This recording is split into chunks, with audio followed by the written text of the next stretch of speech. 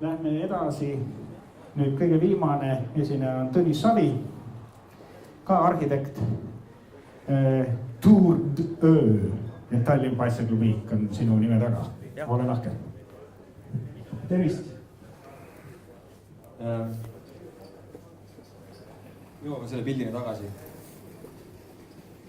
Et ka sellest võime edasi minna, seda täna ei puuduta. Aga minu siuke õnnetus on see, et ma ühel hetkel jõudsin magistritööni, mis tegeles autovaba kesklinna tegemisega Tallinnasse.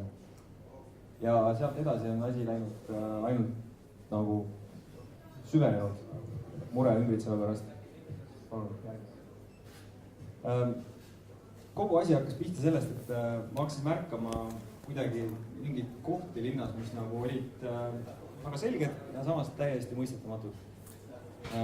Jätkuvalt täiesti mõistetamatu koht on mulle Pärnu maantee lõik Musumäe ja Tammsaare pargi vahel. Justkui on linnas, aga oled nagu maanteel. Või näiteks Kaubamaja külje peal on, et sul on hunnik äripindasid, millele enam vastu ust on pargitud autod. Mitte mingit ruumi ei ole jäetud äripindadele tegutseda. Või siis põhjus, miks mulle meeldib Tallinnas jala käia eriti, on see, et mind nagu saadab kogu aeg mingisugune kivisein, mingisugune kõrge sokkel. Olen justkui maja ääres, aga ma olen kuidagi väga nagu tõrjutud alati. Ja ma julgen väita, et Tallinna rohi on inimene jalgrattaga või üldse niisuguse linnaruumi ravimiks on inimene jalgrattaga.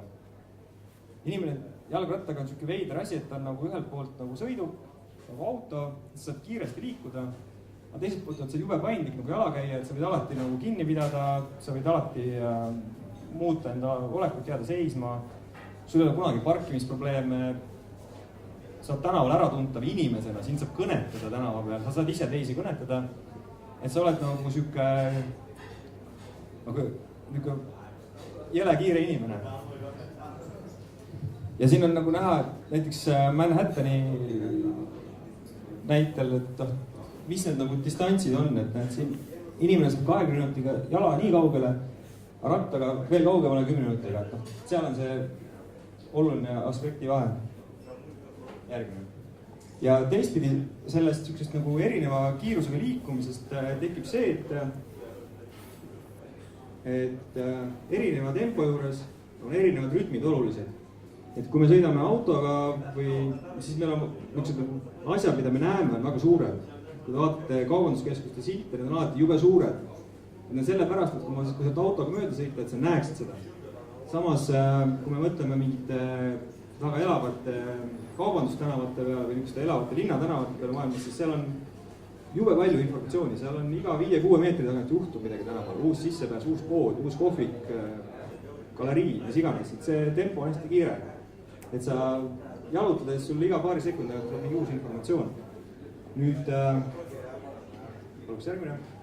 Et kui nüüd mõtleme, et meil mingi linn on ju, ütleme mingi tänav. Järgmine. Ja see on üks koht. Nüüd jalakäijana ma siit sinna väga tihti ei viitsi minna. Näiteks siit minna Telliskivi näiteks F-hoonesse sööma, jala, no come on, ei viitsi. Autoga, why not, rattaga, ütleks ka, et why not, et rattaga nagu väga mõnus minna. Ja ma usun seda, et kui nüüd on mingid niisugused kohad tekivad kohale, kuskil nagu eemale, kuhu inimesed hakkavad minema nüüd rattaga, kus nad on nagu mobiilsed, see mitte mobiilsed, mobiilsed, hästi paindlikud, et siis järgmine. Et siis ühel hetkel mingi nutikas mees märkab, et kurat, et siit käib jõle palju inimese mööda ja nad kõik on nagu rattaga, prooviks ka teha, kuulad, mis on sinna nii kaugele läheb, ma teen siia vahepeal mingi koha. Ja siis, kui sinna üks koht tuleb veel, siis tuleb järgmine ja järgmine ja ühel hetkel me muudame mingi trajektoori tegelikult selliseks, et see on igal pool midagi. Et sa tegelikult ei pea enam minema punktist A punkti B, vaid sa võid olla seal kuskil vahepeal, et see tänav muutub tagasi olemise kohaks, mitte liikumise kohaks. Või et sul ei ole vaja sealt nagu läbi minna, sul on vaja sinna minna või seal olla. ja selleks, et seda teha, tuleb tegelikult, ma jõuan tagasi selle esimese pildi juurde mõtteliselt, Jackhammer ja Hammer, Kuvalda, tuleks need kõrged soklid ära lõhkuda natukene, teha augud sisse, nagu siin on näha, et siin on mingi vana linnamaja ja siia teeb uus front tehtud ette. Seda on vanalinnas, kui tegite ringi ka vanalinna poeaknad suured ei ole ka algselt kooti aknad, need on hiljem. Sellel hetkel, kui veel saadi aru, et see on hea. Tuleks järgmine. Siin lihtsalt kiirelt üle käia mõned variandid, et siin on Viru väljak näha, kui seal ei oleks seda äärelinna liiklussõlme ja kui see oleks paviljon, see võiks olla siuke tore linnaruum, järgmine. Või seesama Musumäe serv, et kui see teha samamoodi üles, tõsta üles, seal võiks olla kohvikud, seal võiks olla kiosk, saab ajalehe osta bussi peale. Või Lastemaailma esine plats võiks olla tegelikult kohvikute päralt, seal on väga mõnus õhtuvalgus. Järgmine. Või merepuiestel võiks ka olla rohkem veel, seal kuhugi maani tulevad need esimese korruse üks avatud olukorrad ja siis nad kaovad ära. Ja see oleks Pärnu on.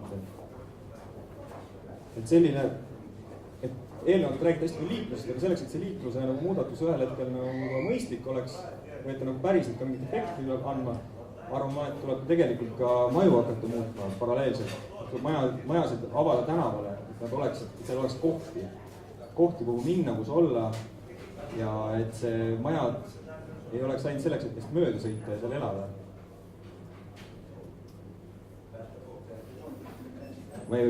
Nii. Ja nüüd teine pool on see, et ütleme, see oli nüüd see arhitekti pool asjast. Nüüd on see nagu tuurtöö ja Tallinn Bicycle'i pool. Et on järgmine pool. Et 2 aastat tagasi pool kogemata tegime ühel õhtul ühelt ürituselt teisele minemisel üks ühissõidu. See oli jube äge, seal oli umbes 150 inimest ja mõtlesin, teeme veel. Ja eelmine suvi siin oli 700 inimest. Ja selle 700 inimeselise massi sees muutub linn järsku hoopis teiseks. Üks Hollandi sõber, kes kaasa sõitis, ütles, et äge. See oli nagu, läheks hommiku kooli. Järgmine. Või nüüd nädal aega tagasi, 1. mail oli meil selle aasta esimene sõit, kus oli peaaegu 1500 inimest. Telliskivi parkla oli lihtsalt paksult inimesi täis lõpuks. Ühel hetkel oli jalgratturite rivi, sellel hetkel, kui me need kokku suruvad, oli üle 2 kilomeetri pikk. Ja see ei olnud mitte nagu üksteise järel, vaid see oli nagu niimoodi, et mingi 4-5 inimest kõrvuti. Et see on see vahend. Et ma tean, et ma ei suudaks elu sees arhitektina minna linnas kõiki nende majade kallale, kuhu ma tahaks minna. Võib-olla ja teha sinna neid auke sisse rohkem. Aga ma tean, et või hakata ise mingit nagu jälle palju kaasa mõtlema ja tegema sellega, et mingit liikluslahendust muuta. Aga mida ma saan teha on see, et ma saan koos oma sõpradega teha seda, et Tallinnas ratturite hulk kasvab nii palju, et neist ei saanud mööda vaadata.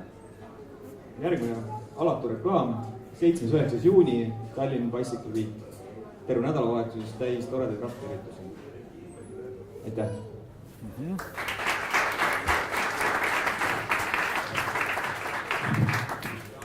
Aitäh! Kas on küsimusi? Jaa.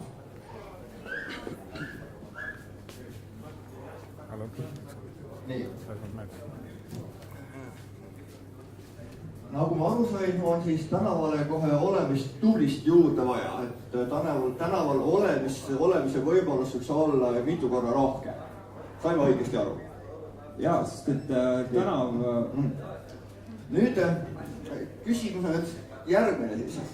Kas olemise ressurss, see nii-öelda inimliku olemise ressurss on piiramatu? See ei ole piiramatu, aga sellel... Loomulikult, ega see ei ole nagu siuke, et me ei saa teha nii, et kõik Tallinna tänaval on ainult mingid baare, kohvikuid, poode ja asju täis. Aga seda ressurssi on väga palju meil tegelikult. Et kas või lihtsalt näitena see, et seesama Telliskivi ümbrus, et kus oli, kõigepealt tuli kohvik Poem, päevad läbi puuvistu täis, tuli F-hoone, arvati, et noh, nüüd tõmbab boheemi lüüaks täis. Seal on nagu nii palju kohti ja need jätkuvalt on nagu rahvast täis iga päev. Inimestel on vaja seda kohta, seda ühist elutuba, kus tekib juhuslikke tutvusi, kus tekib see inimeste vaheline sünergia, mis inimesed üldse tegelikult linnas elavad. Et me ei ela linnas sellepärast, et oma korterist sõita autoga tööle ja töölt jälle tagasi korterisse, et me võiks tegelikult nagu see on natuke nagu vabane või nagu ma ise küll sellepärast linnas elan. Ma elan ikka sellepärast, et kui ma lähen hommiku välja, et ma tean, et ma võin näha sõpru juhuslikult tänava peal või kuskil nurga peal oodates satun mingi inimesega juhuslikult rääkima ja saan teada, et see on mingi mees, kes teeb maailma kõige ägedamat asja. Ja mul on võib-olla järgmine hetk, mul on mingi mõte, et kuidas selle maailma kõige ägedamat asja tegema mehega koos midagi eriti ägedat teha. Ja nii edasi ja nii edasi. Nii et ei näe seda olemise ressurssi ümberjagamist uutele tänavatel, vanadel tänavatel. Ei, milleks? Mis ümber? Siin ei ole midagi ümber jagada ja Tallinnas ei ole seda ressurssi. Olemise ruumi on Tallinnas väga vähe tänaval. Tubane olemine. Tubane olemine on nagunii, aga selles mõttes, et linna mõte on ikkagi see, et see on nagu üheskoos elamine, see on seda, et see on mingid uued suhted, hoopis uus sünergia, mis tekib. Maal on see, et sa käid toidad oma koera ja vanad ära ja siis lähed tuppa ja siis kui korra poes käid, siis seal poes näed oma naabrit korra ja siis räägid juttu seal ja siuke jõle ja kõik teavad, mis toimub. Mingit üllatus ei ole hea turvaline, aga linnas on just see, et siin on nagu see siuke kerge määramatus on selles võimalike uute suhete tekkimise hetkes nagu hulgas. No mõnes mõttes me oleme oma jutuga nagu ringi algusse tagasi jõudnud. Toomas Haidak ju rääkis linnast kui ajaloolisest kohast, kus toimub innovatsioon ja arendustegevus tänu sellele, et inimesed on tihedalt üksteisega koos. Ja, mulle väga meeldib seda kevadel kogeda, et Toomas Haidak on talvel lugenud väga õigeid raamatuid ja tema nagu veidi kohtased, aga ütleme kohatud kommentaarid sügisel üritusel olid muutunud vägagi mõistlikuks jutuks kevadel, et inimene on aru saanud.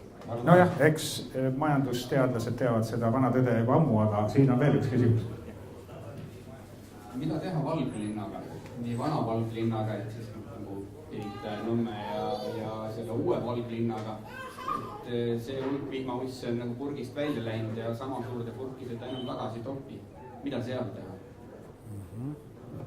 Seal on nagu, see on kaks varianti, ma leian, et üks variant on nagu vaadata neid valglinnu nagu uusi linnu või uusi linnaosasid, mis peavad nagu omakeskis nagu hakkama tööle. Või teine variant on see, et tunnistada mõned projektid nagu läbikukkunuks, lasta lehmad tagasi ja tuua inimesed kesklinna. Kesklinnast Tallinnas on ruumi vähe ei ole. Et jah, ma tahaksin oma poolt ühe meenutuse kommentaari siia lõppu veel tuua, et Kopenhaageni linn, mida on täna siin eeskujuks toodud. Kopenhaageni linn on laienenud kuskil sinna natuke lennuvälja suunas. Päris suured uued majad, kortermajad, hiigel suured võiks öelda meie mõistes. Ja kõige viimane maja nendes majade frondis on nii fantastiline, et ma hetkekski ei kõhtleks sinna elava minekuks. See on tõeline pärl, ilmselt on kuskil arhitektuuri raamatutes, te teate, hõbehall maja mitmetes kaldtasapindadega. Ja ta on põhimõtteliselt Karjamaa ääres. See maja lõpeb ära ja edasi on Karjamaa, seal on lehmad ja lambad. Selline on tänapäevane Kopenhaagen. Siia otsa, selle maja autor oli eile Tallinnas. Solengut eile õhtul Tallinnas. Super. Ja see maja on tegelikult niimoodi, et see suur maja töötab nagu linnatänava. Sealt sa saad minna sealt kõige madalamast punktist, saad minna jalutada üles mööda kaldteed. Ja uuesti alla tagasi. Nii et see kõnnib tegelikult inimeste nagu kodude eest läbi, et ja kui sa lähed koju, siis sa korrata näed naabreid ja see töötab nagu linnatänava. Ja seda, kuna see on nagu ainult koht, kus saab vaadata Kopenhaageni sükest panoraami, siis sa pidi käima inimesi üle linna vahel, mitte ainult kohalikud. Jah. Meie olime ka külalised seal, uudistums ainult seda maja. Aga siis veel üks küsimus või? Jah, üks küsimus veel. Ütleme viimane küsimus. siis me oleme täpselt ajas. ja nii nüüd tagasi. ei, kõik okei. Et igal juhul tunnustus Tour de Ööle, et ise osalesin ka ja väga kihvt oli paari tuhande jalgratturiga koos õhtusel ajal liikuda. Küsimus võib-olla teistel ka kõige huvitav, et kuna järgmine Tour de Öö toimub? Kas enne seda toimub ka või on see? Enne seda ei toimu, 7-9 juuni ühel nendest päevadest on, ei ole veel otsustatud, mis päeval me teeme. Väga tore, siis kõigile teada.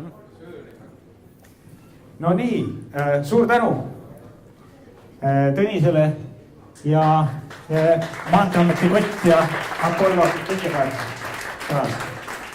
Vaatan, jaa, nii. Tahaks nüüd tähelepanu juhtida, et ka linnavalitsus on märganud Tour de suurepärast olemust ja Tallinna ametlikel rattateede kaartidel on peal meie ürituse pildid.